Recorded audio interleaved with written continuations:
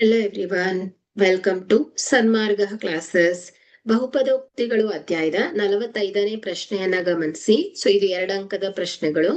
Degree 35 ಆಗಿರುವ ದ್ವಿಪದೋಕ್ತಿಗೆ ಮತ್ತು 100 ಆಗಿರುವ ಅಂದ್ರೆ ಡಿಗ್ರಿ 100 ಆಗಿರುವ ಏಕಪದೋಕ್ತಿಗೆ ಉದಾಹರಣೆಯನ್ನ ಕೊಡಿ. ಇಲ್ಲಿ ದ್ವಿಪದೋಕ್ತಿ ಅಂತಂದ್ರೆ 2 ಪದಗಳನ್ನ ಒಳಗೊಂಡಿರತ್ತೆ.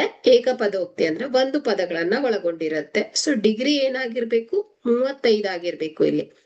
ಹಾಗಾದ್ರೆ ಉದಾಹರಣೆ ಡಿಗ್ರಿ 35 ಆಗಿರುವ ದ್ವಿಪದೋಕ್ತಿಗೆ ಉದಾಹರಣೆಯನ್ನ ನೋಡೋಣ. x ದ ಘಾತ 35 ಪ್ಲಸ್ 5. ಇದು ದ್ವಿಪದೋಕ್ತಿ ಆಗಿದೆ. ಇದರ ಮಹತ್ತರ ಘಾತ, ಚರಾಕ್ಷರದ ಮಹತ್ತರ ಘಾತ 35 ಇದೆ ಅಲ್ವಾ? ಹಾಗಾದ್ರೆ ಇದು ದ್ವಿಪದೋಕ್ತಿಗೆ ಉದಾಹರಣೆ.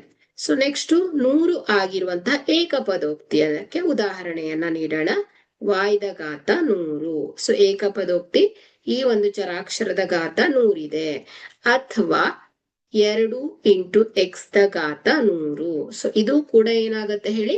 ಏಕಪದೋಕ್ತಿಗೆ ಅಂದ್ರೆ ಡಿಗ್ರಿ 100 ಆಗಿರುವಂತಹ ಏಕಪದೋಕ್ತಿಗೆ ಉದಾಹರಣೆ ಆಗಿದೆ. Okay, thank you.